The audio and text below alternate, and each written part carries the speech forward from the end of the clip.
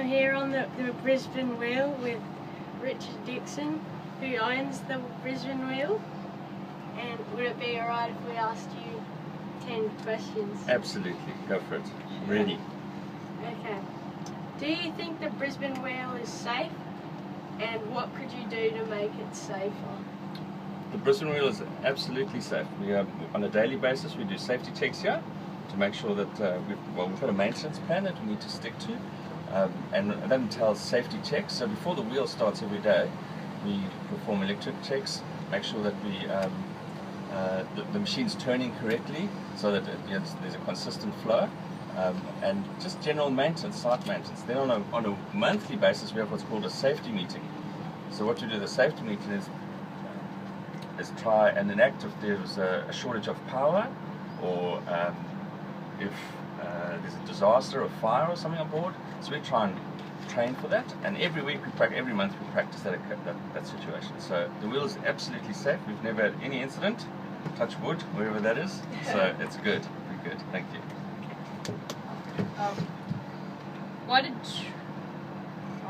This kind of question. It says, why did you choose the location for the wheel? But that's a good question. So the wheel has to be set up really in a location where it sits on the horizon. And so where we sit here, we kind of sit on the horizon, and having a river as a backdrop always helps, because that creates a false front for it.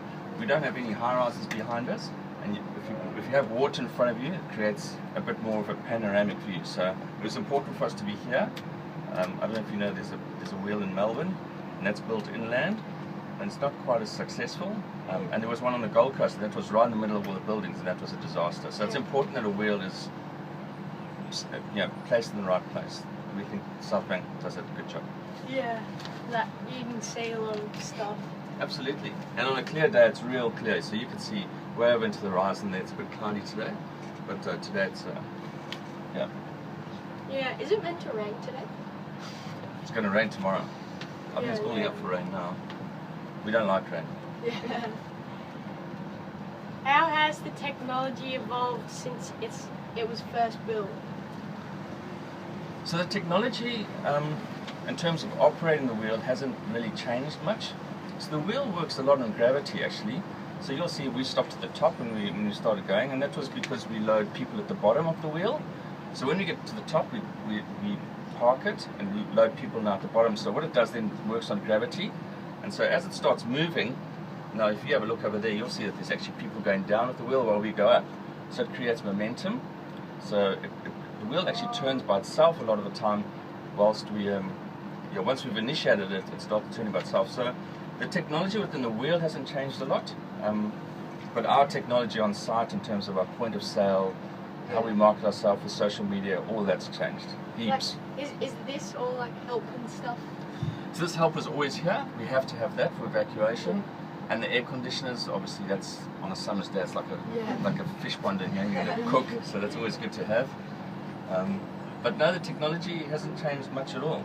We've got a massive operators booth down there, and I'll take you in there to have a look at that. Oh, and you can see all the computers and see how it all works. When the Brisbane floods came, how did it affect the wheel?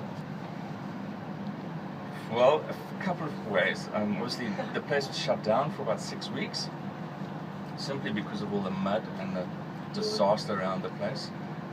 And then just with the water, so what we did is we took all the computers and took everything out of the offices and loaded it into the gondolas. It's been a gondola, and we shipped it right to the top of the wheel.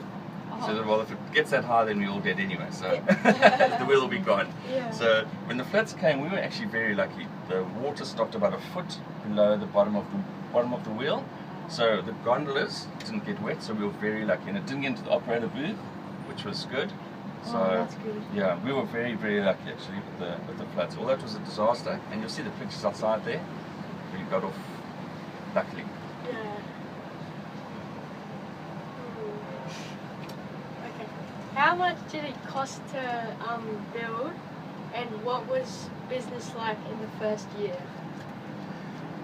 The wheel cost about over $10 million to build, and in the first 2 years actually, business wasn't good, and I think a lot of that had to do with the marketing of it. It wasn't very well marketed, and I guess now the wheel has evolved to become a bit of an iconic attraction in Brisbane, and if you arrive at the airport or if you pick up any magazine that's got a picture of Brisbane on it, there has to be a picture of the wheel in there most of the times. So it's moved on in time, but for the first 2 years, no, it wasn't particularly good. I think it was quiet most of the time. But Brisbane's moved on too, so there's lots of tourists here now, and it's all built up. I mean, all of this has all changed in the years gone by, so that's good. More customers.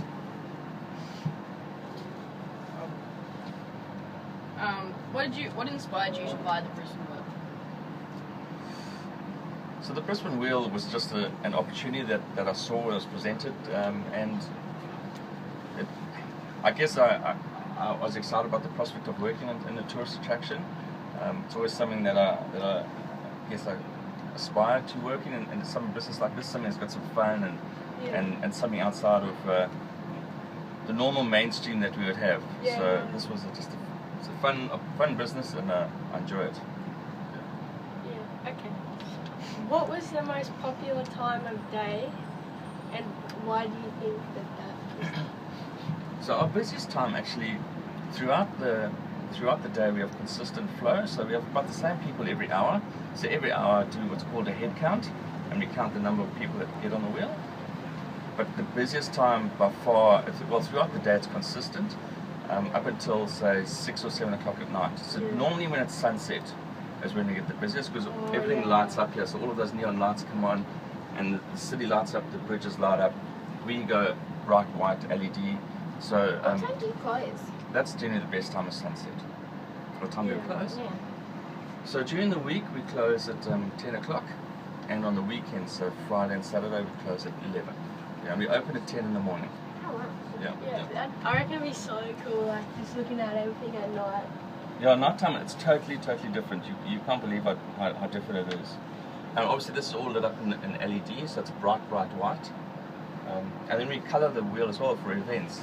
Yeah. So the Maroon, you can see the Maroon Festival is starting in 2 weeks' time or so. Yeah. I think So we'll light this up purple to join in with so we light up Maroon for the state of origin. Yeah. So we try and take part in whatever we can with the city. If they want us to do advertising on the wheel, then we try and help out with the colours. So when we do the French Festival, for example, the wheel will be red, white and blue, like the French flag. Oh. And when the Aussies are playing cricket, then we light it up green and gold. Yeah. So- It's so good. On average, how many people ride the wheel per year? On average, we have about there's over 300,000 people that ride on the wheel, and some months are it's really busy. So your peak times would be June's and July, because that's when your biggest school holidays are, Yeah. and that's when people are traveling from overseas. And then also December, January is busy, and then you have quiet months, and then you have days with rains, and nobody wants to get on the wheel. Yeah. So it's up and down all year round. I reckon it'd be like pretty cozy, like when if it's raining around. Yeah. Yeah. Maybe just I in here. think it'd be cool to see what the city's like from the top. It's all around. Yeah. See the stuff. Yeah. What else you got for me? Does the wheel require a lot of maintenance? The wheel, for what it is, it doesn't require a lot of maintenance. Our maintenance costs are relatively cheap for what it is. So to answer your question, no. But when something breaks, it generally is costly. So we try and stay on top of our maintenance. So we kind of do a lot of preventative maintenance. So try and prevent any accident, prevent any dramas. So we don't things breaking, and try and stay on top of it. So yeah. Just quick, when you said you bought the wheel, how long ago did you buy it? So I've had the wheel for over a year. Do you survive to the questions? We're still doing it. You want to go Yeah. for another one? Thank you. So you bought the wheel about a year ago, okay. Yeah. Why did you decide to make the ride how long it is, the length? So I guess it's just what people are paying for. So we try and make sure that there's value for money. On some days, so we do meals on the wheel as well. So we serve drinks and we serve dinner on the wheel. Oh, wow. And when we do dinners on the wheel, then we'll go for an hour or hour and a half. So depending on how long people want to be in here for. But a general ride, like our ride now, has been about 12 minutes.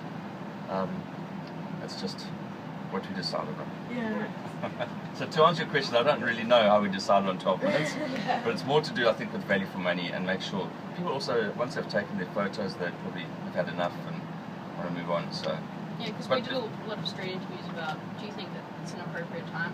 And a lot of people said, Yeah, quite a few.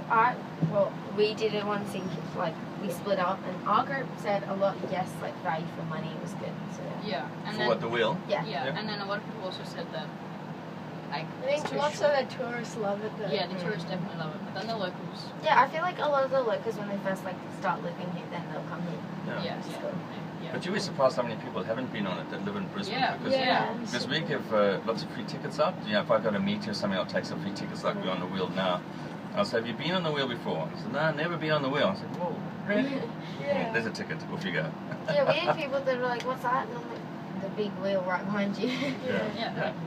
It's kind of hard to miss. So we Like also, we were doing interviews right there, and they were like, "Oh, what Yeah. wheel?" I know, it's hard to miss. It's Yeah. terrible. I know. but and it's also good that with this wheel position, how most people come to South Bank to Brisbane, like, so you probably do get a lot of tourists. We get a lot of tourists, and in this area down here, so they call this area the cultural forecourt. And so they set up a lot of festivals in there. We have the Night Noodle Market, yeah. French Festival, the State of Origin. When the cricket's on, there's always something on the go. Yeah, the rugby 10s, there was something on down there. So it's always quite busy. And with the theatres here and the convention centre over there, we get a lot of tourists and a lot of out of town people, Aussies that are coming to a convention or something, and then give them a ticket for the wheel as well. Yeah. So, Oh yeah. Thank you. are you done? Yeah. That was easy.